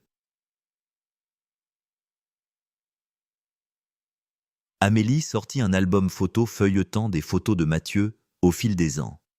« Regardez ça », dit-elle en montrant une photo de Mathieu à 8 ans, lors d'une fête d'anniversaire couvert de gâteaux et riant, avec d'autres enfants. C'est ce que nous voulions pour lui. La joie, l'amitié, l'enfance. Mais nous n'étions pas naïfs, ajouta Jean. Nous savions qu'il y aurait des défis. Nous avons complété son éducation à la maison, l'avons mise en contact avec des mentors comme le professeur Martin, l'avons laissé suivre des cours en ligne d'université. Il publie des preuves mathématiques sous un pseudonyme depuis qu'il a 10 ans. Les yeux de Madame Moreau s'écarquillèrent. Publié à 10 ans. Mathieu haussa les épaules, légèrement embarrassé. Ce n'est pas si important. Juste quelques observations sur les modèles de nombres et une nouvelle approche pour certains types d'équations. Le professeur Martin m'a aidé à les rédiger correctement. Pas si important, rit Amélie en secouant la tête. 3 de ces articles ont été cités par des doctorants. L'un est utilisé comme exemple d'enseignement à Caltech. Mais c'est exactement pourquoi nous l'avons gardé secret, expliqua Jean. Dès que cela devient public, Mathieu cesse d'être un enfant et devient une marchandise. Les universités le recruteraient, les médias l'assailliraient et son enfance prendrait fin. Thomas, qui avait été inhabituellement silencieux, prit soudain la parole. « C'est pour ça que tu n'as jamais rien dit, même quand Monsieur Dubois était horrible avec toi. » Mathieu hocha la tête. Chaque fois que je pensais à lui montrer ce que je pouvais vraiment faire, j'imaginais ce qui se passerait ensuite. Des programmes spéciaux, être séparé de mes amis, devenir ce gamin, au lieu de juste moi. La tragédie, dit Amélie, sa voix se durcissant légèrement, c'est que nous avons choisi le collège Jules Ferry spécifiquement pour sa diversité et son engagement supposé en faveur d'une éducation inclusive. Nous pensions que Mathieu serait en sécurité pour être simplement lui-même là-bas. Au lieu de cela, dit lourdement Madame Moreau, il a rencontré Henri Dubois. Elle marqua une pause, choisissant ses mots avec soin. Je veux que vous sachiez que j'ai examiné ces dossiers de manière approfondie. Il y avait des signes que j'aurais dû remarquer, des commentaires et des évaluations de performance que j'ai rejetées comme étant de la vieille école. Des plaintes que je n'ai pas enquêtées assez sérieusement. J'ai échoué envers Mathieu et de nombreux autres élèves. Vous êtes ici maintenant, dit simplement Jean. C'est ce qui compte. Mathieu finit avec le Rubik's Cube et le mit de côté. « Je peux vous dire quelque chose de bizarre ?» demanda-t-il. « Une partie de moi est en fait contente que cela soit arrivé. » Tout le monde se tourna pour le regarder avec surprise. « Pas les méchancetés » clarifia-t-il rapidement. « Mais garder des secrets, c'est dur. Prétendre que je ne comprends pas des choses quand je les comprends. Regarder Monsieur Dubois faire des erreurs au tableau et ne rien dire. Toujours se retenir. C'est épuisant. »« Alors que veux-tu faire maintenant ?» demanda doucement sa mère. « Maintenant que tout le monde sait. » Mathieu réfléchit un long moment. « Je veux rester à Jules Ferry. Je veux garder mes amis. Je veux être dans des classes normales pour la plupart des choses, mais peut-être que je pourrais faire quelque chose de plus avec les maths, pas en laissant mes amis derrière, mais sans me cacher non plus. Madame Moreau sourit. Je pense que nous pouvons arranger ça. En fait, le rectorat propose un nouveau programme, un enrichissement avancé, qui a lieu pendant les heures d'études et après l'école. Tu resterais avec ton groupe de pairs pour les cours principaux, mais tu aurais des opportunités d'explorer tes dons sans isolement. Et elle ajouta, son sourire s'élargissant. Nous voulons que tu aides à le concevoir. Qui de mieux pour créer un programme pour les élèves surdoués que quelqu'un qui comprend à la fois les avantages et les coûts d'être étiqueté surdoué? Thomas fit un high-five à son ami. C'est génial, et peut-être qu'ils auront de l'art avancé aussi, parce que je suis presque sûr que mes bonnes chums allumettes sont révolutionnaires. Tout le monde rit, et pour la première fois depuis l'incident, la tension se relâcha vraiment. Il ne s'agissait pas seulement de se remettre d'un traumatisme, il s'agissait de construire quelque chose de mieux. Il y a encore une chose, dit Mathieu soudain timide. Le fonds de bourse auquel l'argent de M. Dubois va. Je veux aider à choisir les bénéficiaires, pas seulement les enfants qui ont de bons résultats au test, mais les enfants qui aiment apprendre et qui n'ont peut-être pas la chance de le montrer. Des enfants comme ton ami Thomas qui voit le monde en couleurs et en forme, suggéra Amélie avec un sourire, ou Chloé qui écrit de la poésie qui fait pleurer les gens, ou Juliette dont la musique pourrait changer les cœurs. Mathieu hocha la tête avec enthousiasme. Exactement. Être intelligent, ce n'est pas seulement les maths. Monsieur Dubois n'a jamais compris ça. Il pensait qu'il n'y avait qu'un seul type d'intelligence qui comptait. Et c'est peut-être la plus grande tragédie de toutes, réfléchit Madame Moreau. Combien de types de génie a-t-il manqué parce qu'il était trop occupé à chercher une définition étroite de l'intelligence, puis à rejeter même celle-ci quand elle se présentait dans un emballage qu'il n'attendait pas? Au fil de l'après-midi, la conversation passa des blessures passées aux possibilités futures. Ils discutèrent du nouveau programme, des moyens d'identifier et de nourrir différents types de dons et de la manière de créer un environnement où tous les élèves pourraient s'épanouir sans avoir à cacher leurs capacités ou à faire face à des préjugés. Mais le moment le plus important est peut-être venu lorsque Mathieu raccompagna Madame Moreau à la porte. Elle se tourna vers lui et dit « Mathieu, je veux que tu saches quelque chose. En 20 ans d'éducation, j'ai rencontré de nombreux élèves intelligents.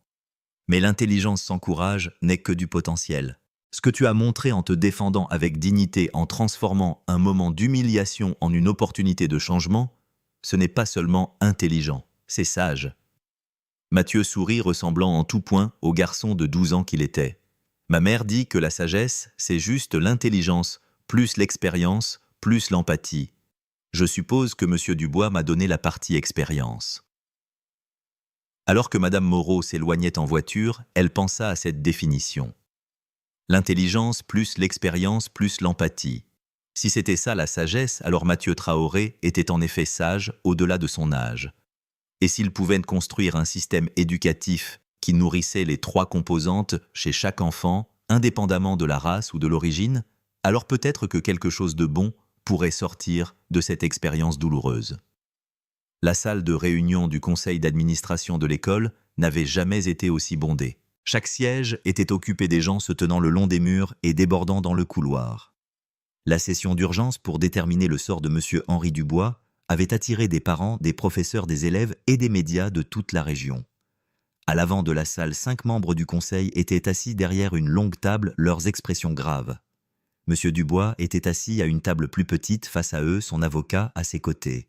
L'enseignant confiant et condescendant qui avait régné sur sa classe d'une main de fer avait disparu. À sa place se trouvait un homme diminué, sa moustache n'étant plus parfaitement soignée, son crâne à moitié chauve, luisant de sueur sous les dures lumières fluorescentes. Michel David, le président du conseil, ouvrit la séance. Nous sommes ici aujourd'hui pour traiter de l'incident impliquant M. Henri Dubois et l'élève Mathieu Traoré, ainsi que des révélations ultérieures sur le schéma de comportement de M. Dubois au cours de son mandat au collège Jules Ferry. Le docteur Robert Sterling, le directeur académique, se leva pour présenter les conclusions de l'enquête. Au cours de la semaine dernière, nous avons interrogé 127 élèves actuels et anciens, 23 parents et 15 membres du personnel. Nous avons examiné 15 ans de documentation. Il marqua une pause, laissant le poids de ces chiffres s'imprégner. Le schéma est indéniable. Il cliqua sur une télécommande et une présentation apparut sur l'écran derrière lui. Ce sont des incidents documentés corroborés par plusieurs témoins.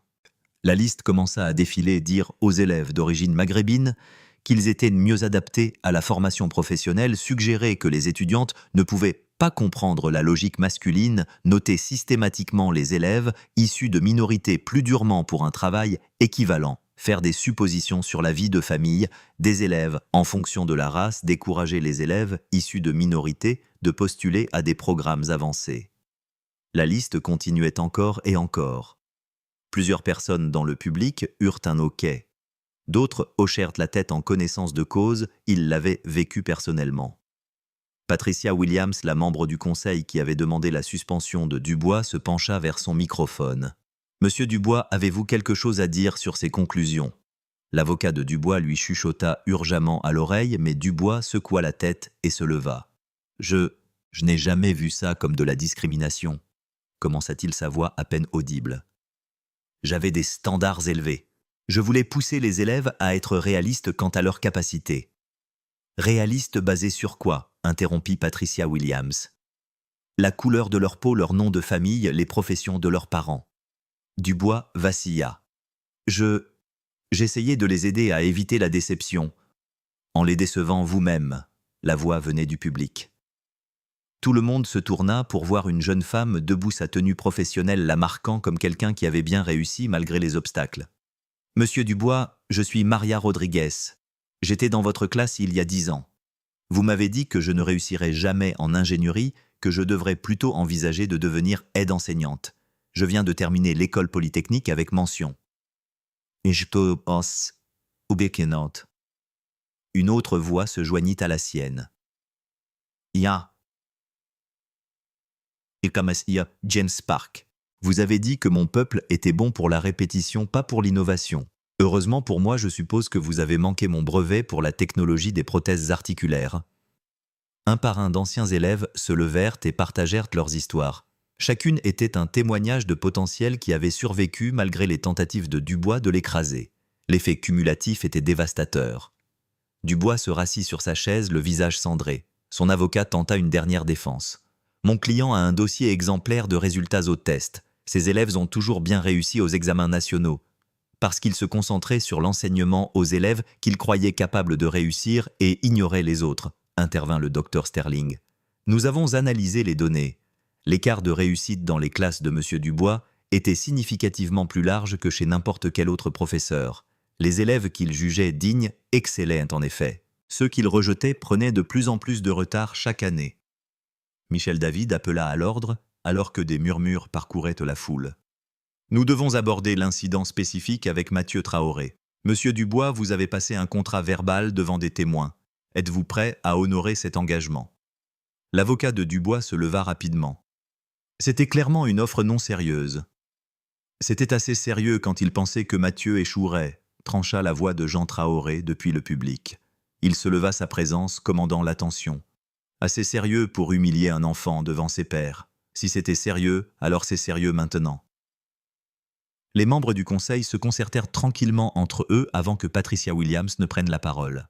« Monsieur Dubois, le conseil a déjà décidé que votre emploi dans ce district est terminé avec effet immédiat. La seule question qui reste est de savoir si vous honorerez votre engagement envers Mathieu volontairement ou si la famille Traoré devra engager une action en justice. » Dubois leva les yeux, son regard trouvant Mathieu dans le public. Le garçon était assis entre ses parents, observant avec ces mêmes yeux calmes et intelligents qui l'avaient d'abord déstabilisé. « Je paierai, dit doucement Dubois. Au fond de bourse avec le temps, mais je paierai. C'est un début, dit Michel David. Mais ce n'est pas suffisant, monsieur Dubois. Vous avez endommagé d'innombrables jeunes vies avec vos préjugés. Que comptez-vous faire à ce sujet ? Pour la première fois, Dubois sembla vraiment saisir l'ampleur de ses actions. Je ne sais pas comment réparer ça. Une voix inattendue s'éleva du public. C'était Chloé Martin debout malgré sa nervosité évidente. Peut-être que M. Dubois pourrait aider avec le nouveau programme. Pas en tant que professeur, ajouta-t-elle rapidement, alors que les gens commençaient à protester. Mais il pourrait aider à identifier d'autres professeurs qui pourraient avoir des préjugés similaires. Il pourrait parler lors de sessions de formation sur la façon dont les préjugés peuvent se cacher derrière des standards élevés. La pièce devint silencieuse considérant cette suggestion surprenante de l'une des anciennes élèves de Dubois. « C'est très généreux, Chloé, » dit prudemment le docteur Sterling. « Mais M. Dubois devrait démontrer une compréhension sincère de ses actions et un engagement au changement. »« Je pense, » dit Mathieu en se levant pour la première fois, « que les gens peuvent apprendre. M. Dubois a passé des années à apprendre les mauvaises leçons sur les élèves. Peut-être qu'il pourrait passer du temps à apprendre les bonnes. » Thomas se tint à côté de son ami. Mais seulement s'il veut vraiment changer, pas juste parce qu'il s'est fait prendre. Tous les yeux se tournèrent vers Dubois. Il resta silencieux un long moment, puis se leva lentement. « J'ai besoin d'aide », admit-il les mots, semblant tirer du plus profond de lui-même. « Je regarde ce tableau, ce que Mathieu a fait, et je réalise que j'ai eu tort. Pas seulement à son sujet, mais au sujet de tant d'élèves. Je pensais que je maintenais des standards, mais en réalité, je maintenais des préjugés. » Sa voix se brisa sur le dernier mot. « Je ne sais pas si je peux réparer les dommages que j'ai causés, mais si ces enfants, ceux que j'ai échoués, sont prêts à me donner une chance d'apprendre, alors je dois essayer. » Patricia Williams parut sceptique. « Les mots sont faciles, monsieur Dubois. Le changement est difficile. »« Alors laissez-le le prouver, » intervint madame Moreau. « Fixez des conditions. Formation obligatoire, service communautaire supervisé, évaluation régulière. S'il ne les respecte pas, il fera face à d'autres conséquences. S'il réussit, peut-être qu'un sceptique converti pourrait nous aider à identifier et à changer les autres. » Le conseil délibéra pendant près d'1 heure pendant que le public attendait. Finalement, ils revinrent avec leur décision. « Monsieur Henri Dubois, » lut Michel David dans une déclaration préparée, « vous êtes par la présente licencié de votre emploi dans ce district scolaire. Vous êtes tenu de verser 50 000 € au Fonds d'opportunités mathématiques Mathieu Traoré sur une période de 5 ans. De plus, si vous souhaitez participer à une justice réparatrice, vous devez suivre 200 heures de formation sur la diversité et l'inclusion, effectuer 500 heures de services communautaires supervisés dans des écoles défavorisées et participer à notre programme d'interruption des préjugés en tant que voie d'avertissement. » Il leva les yeux du papier. « Ce n'est pas un pardon, monsieur Dubois. C'est une opportunité de rédemption que vos victimes vous offrent gracieusement. Ne la gaspillez pas. » Dubois hocha la tête, incapable de parler. Alors qu'il était escorté dehors, il s'arrêta près des Traoré. « Je suis désolé, » dit-il simplement. « Ce n'est pas assez. Je sais, mais je suis désolé. » Mathieu croisa son regard. « Prouvez-le, » dit-il doucement. « Pas à moi. Au prochain élève qui entrera dans une salle de classe avec une apparence différente de ce qu'un professeur attend. Prouvez-le lui. » Alors que la réunion se terminait et que les gens commençaient à sortir des conversations bourdonnées sur ce dont ils avaient été témoins, ce n'était pas la vengeance que beaucoup attendaient. Au lieu de cela, c'était devenu quelque chose de plus complexe, une communauté aux prises, avec la manière de traiter les préjugés systémiques tout en laissant de la place à la croissance et au changement. Le docteur Sterling rattrapa la famille Traoré alors qu'il partait. « Mathieu, dit-il, ce que tu as fait là-dedans, offrir un chemin vers la rédemption, a montré une maturité remarquable. » Mathieu haussa les épaules, semblant soudain avoir 12 ans. « Ma mère dit toujours que s'accrocher à la colère, c'est comme essayer de résoudre une équation avec la mauvaise formule. Parfois, il faut essayer une approche différente. Demain. Ida ailleurs, ajouta Thomas, avec un sourire. Si monsieur Dubois change vraiment, c'est bien mieux que s'il reste juste en colère et enseigne ailleurs, non. Chloé Martin les rejoignit, toujours l'air pensif. Pensez-vous vraiment que les gens peuvent changer à ce point ? Je ne sais pas, admit Mathieu. Mais je pense qu'ils devraient avoir la chance d'essayer. C'est ce que monsieur Dubois ne nous a jamais donné la chance de prouver que nous étions plus que ce qu'il supposait. Peut-être que nous pouvons être meilleurs que lui. Alors qu'il sortait dans l'air du soir, le poids de la semaine écoulée commença à se lever. La justice avait été rendue, mais tempérée par la miséricorde. Des conséquences avaient été imposées, mais avec la possibilité de rédemption. Et au centre de tout cela, un garçon de 12 ans avait montré que la véritable intelligence ne consistait pas seulement à résoudre des équations, Il s'agissait de résoudre des problèmes humains avec sagesse, courage et grâce. Le journal du lendemain matin porterait le titre « Un professeur licencié se voit offrir un chemin vers la rédemption par l'élève qu'il a lésé ». Mais pour Mathieu et ses amis, la vraie victoire était plus simple. Ils pourraient retourner à l'école en sachant que leurs valeurs ne seraient plus jugées sur la couleur de leur peau, mais sur le contenu de leur caractère et le potentiel de leur esprit. Et dans un classeur du bureau du directeur académique, une nouvelle politique était en cours de rédaction, une politique qui exigerait une formation régulière sur les préjugés pour tous les enseignants, des examens systématiques, des disparités de notation, et surtout une reconnaissance que le génie se présente sous toutes les couleurs, origines et formes. Elle serait officieusement connue sous le nom de la loi de Mathieu, bien qu'il insisterait toujours pour qu'elle soit appelée la loi chaque élève compte. 6 mois plus tard, le collège Jules Ferry organisait sa première célébration des intelligences multiples, un événement qui aurait été inimaginable avant l'incident du bois. Le gymnase était transformé en une vitrine des talents des élèves d'épreuves mathématiques, aux installations artistiques, des performances musicales, aux projets d'ingénierie innovants. Mathieu se tenait à côté d'un présentoir montrant la fameuse équation maintenant conservée en permanence dans un cadre offert par le conseil d'administration. Mais plus intéressant que l'équation elle-même était ce qui l'entourait. Des photos et des histoires d'élèves qui avaient trouvé leur voie dans les mois qui avaient suivi l'incident. Et ça, expliqua Mathieu à un groupe de visiteurs dont le professeur Martin et plusieurs étudiants de l'ENS venus voir le garçon dont l'histoire avait suscité un débat national. C'est ce que nous appelons le mur des possibilités. Chaque élève à qui on a dit un jour qu'il ne pouvait pas faire quelque chose peut afficher sa réussite ici. L'amour était découvert. Le diplôme d'ingénieur de Maria Rodriguez. Le certificat de brevet de James Park. La lettre d'acceptation de Juliette Durand à la Juilliard. L'œuvre d'art primée de Thomas, intitulée « Plus que ce que l'on voit ». La nouvelle publiée de Chloé Martin dans un magazine national pour jeunes. Des dizaines d'autres, chacun un témoignage de potentiel qui avaient survécu malgré et non grâce à leurs expériences éducatives. Madame Moreau s'approcha avec quelqu'un que les élèves ne s'attendaient pas à voir, Henri Dubois. Il avait l'air différent. Son arrogance avait été remplacée par quelque chose de plus difficile à définir, peut-être de l'humilité, peut-être simplement de la conscience. Il resta en marge du groupe, clairement incertain de son accueil. Monsieur Dubois fait du bénévolat au centre communautaire de la ville, expliqua Madame Moreau, donnant des cours de soutien gratuits en mathématiques à des élèves défavorisés. Son superviseur dit qu'il a été transformateur. Dubois s'avança avec hésitation. « Je voulais voir ce qui a poussé de mon échec, » dit-il doucement. « Et te dire, Mathieu, que tu avais raison.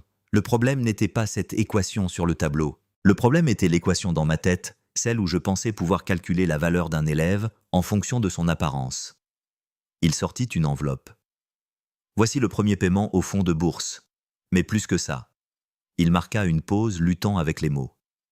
3 de mes élèves en tutorat sont ici aujourd'hui. Des enfants que j'aurais rejetés avant. Ils vont tous à des programmes d'été à l'université. Il s'avère que lorsque vous attendez le génie au lieu de supposer des limitations, vous avez tendance à le trouver. Mathieu étudia son ancien professeur un long moment, puis lui tendit la main. « Merci d'apprendre, monsieur Dubois. C'est tout ce que chacun de nous peut faire. Continuez à apprendre. »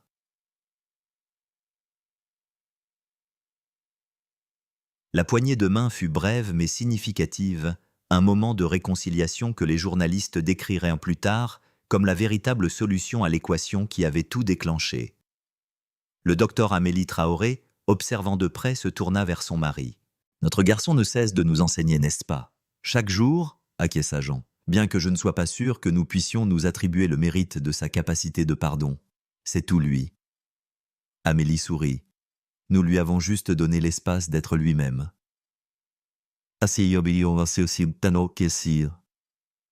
L'événement se poursuivit avec des performances et des présentations. Thomas dévoila une fresque qu'il avait peinte pour l'école. Une célébration vibrante de la diversité où les équations mathématiques dansaient avec des notes de musique, où les formules scientifiques s'entremêlaient avec la poésie, où chaque type d'intelligence avait un espace égal pour briller. Chloé Martin monta sur scène pour lire un essai qu'elle avait écrit sur l'expérience. Nous avons tous des dons, lut-elle sa voix claire et forte. Parfois ils sont évidents comme les mathématiques de Mathieu, parfois ils sont cachés, attendant que quelqu'un croie en eux. Mais la plus grande tragédie n'est pas lorsque ces dons ne sont pas reconnus, c'est lorsque nous laissons les autres nous convaincre qu'ils n'existent pas. Le public, un mélange d'élèves, de parents, de professeurs et de membres de la communauté, applaudit bruyamment. Parmi eux se trouvaient plusieurs membres du conseil d'administration, dont Patricia Williams, qui était devenue une ardente défenseur des nouveaux programmes nés de l'incident. Le docteur Sterling prit ensuite le micro. « Il y a 6 mois, nous avons fait face à une crise qui aurait pu déchirer notre communauté. Au lieu de cela, guidés par la sagesse d'un garçon de 12 ans, nous avons choisi de la transformer en une opportunité. Aujourd'hui, je suis fier d'annoncer que les protocoles Mathieu Traoré ont été adoptés par 17 districts scolaires à travers la région. » Plus d'applaudissements. Bien que Mathieu ait l'air légèrement embarrassé par la tension, il préférait toujours résoudre des équations plutôt que de faire des discours. De plus, continua le docteur Sterling, le fonds d'opportunités mathématiques Mathieu Traoré a recueilli plus de 200 000 €, assez pour offrir des opportunités éducatives avancées à des dizaines d'élèves qui auraient pu être négligés. Et oui, les contributions de M. Dubois arrivent régulièrement. Le professeur Martin fut invité à parler du nouveau partenariat entre l'ENS et le collège Jules Ferry. « Nous ne sommes pas ici pour voler vos élèves les plus brillants », assura-t-il au public. « Nous sommes ici pour aider à nourrir tous les types d'intelligence tout en gardant les communautés et les amitiés intactes. » Mathieu nous a appris que le génie sans connexion est incomplet. Alors que le programme formel se terminait, Mathieu se retrouva dans son ancienne salle de classe de mathématiques, maintenant enseignée par Mademoiselle Jennifer Martinez, une jeune professeure qui croyait en la recherche du potentiel de chaque élève. La fameuse équation avait été retirée. Mais quelque chose d'autre avait pris sa place. Une citation de Mathieu lui-même, peinte en lettres grasses, « Tout le monde peut résoudre quelque chose. L'astuce est de trouver le bon problème. » « Ça te manque ?» demanda Thomas en rejoignant son ami. « D'être le génie secret. » Mathieu rit. « Parfois. Mais garder des secrets est épuisant. De plus maintenant, je peux aider d'autres enfants qui cachent ce qu'ils peuvent faire. Comme cette élève de CE2 que tu aides. Celle qui fait déjà de l'algèbre. » Emma hocha la tête Mathieu. « Elle me rappelle moi, sauf qu'elle n'aura pas à le cacher. C'est la différence que nous faisons. » Chloé les rejoignit avec plusieurs autres camarades de classe. Ils avaient formé un groupe soudé au fil des mois, lié par l'expérience partagée de s'être opposés à l'injustice.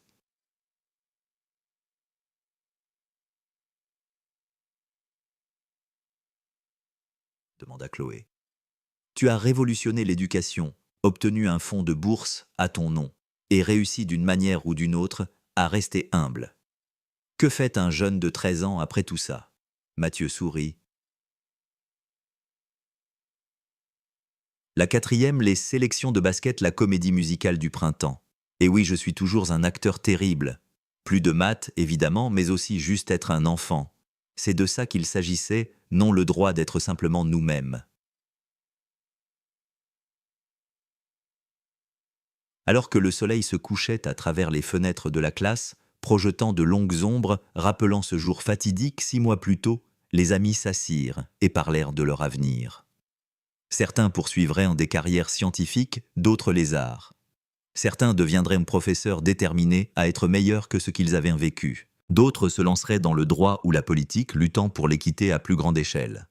Mais tous avaient appris la même leçon cruciale, que le génie se présente sous de nombreuses formes, que les préjugés nous diminuent tous, et que parfois, les problèmes les plus complexes ont les solutions les plus simples, le respect, l'opportunité et la chance de prouver que chacun a quelque chose de précieux à apporter. La soirée se termina par une visite inattendue. Léa Simon, la journaliste qui avait couvert l'histoire originale, arriva avec une équipe de tournage. « Nous faisons un suivi », expliqua-t-elle, sur la façon dont un incident peut déclencher un réel changement. « Serais-tu d'accord pour parler, Mathieu ?» Mathieu regarda ses parents, qui hochèrent la tête en signe d'approbation. « D'accord, » dit-il. « Mais pas seulement de moi, de nous tous. De chaque élève qui a déjà été sous-estimé. Ce n'est pas seulement mon histoire, c'est la nôtre. » Alors que les caméras tournaient capturant l'école transformée et les élèves qui s'étaient transformés avec elle, le message était clair. Ce qui avait commencé comme la tentative d'un professeur d'humilier un élève était devenu un mouvement pour l'équité éducative qui se propageait à travers le pays. Et au centre de tout cela se trouvait une vérité simple, écrite non pas sur un tableau noir, mais dans les cœurs et les esprits de tous ceux qui en avaient été témoins. Quand vous donnez aux élèves la chance de montrer leur génie à tous les élèves, indépendamment de leur race, de leur genre ou de leur origine, ils résoudront plus que des équations. Ils résoudront des problèmes que nous ne savions même pas que nous avions. Le Fonds d'opportunités mathématiques Mathieu Traoré soutiendrait des centaines d'élèves au fil des ans. Le programme de rédemption du bois, comme on l'appela, aiderait à identifier et à réformer les éducateurs partiaux dans tout le district. Et Mathieu lui-même continuerait à équilibrer ses dons extraordinaires avec sa détermination à rester connecté à sa communauté et à ses amis. Mais l'héritage le plus durable était peut-être le plus simple.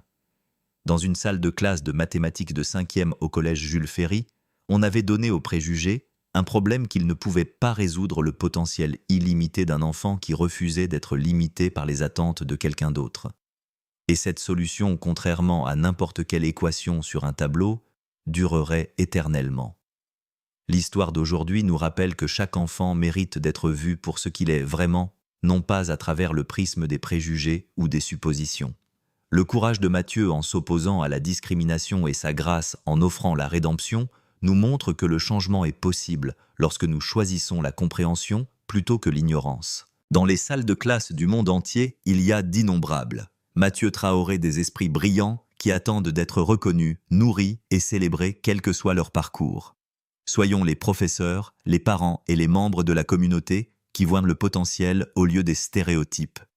Si cette histoire a touché votre cœur, veuillez aimer cette vidéo et vous abonner à notre chaîne. Ensemble, nous pouvons partager plus d'histoires qui nous mettent au défi de construire un monde où le génie de chaque enfant est reconnu et célébré. Merci d'avoir regardé.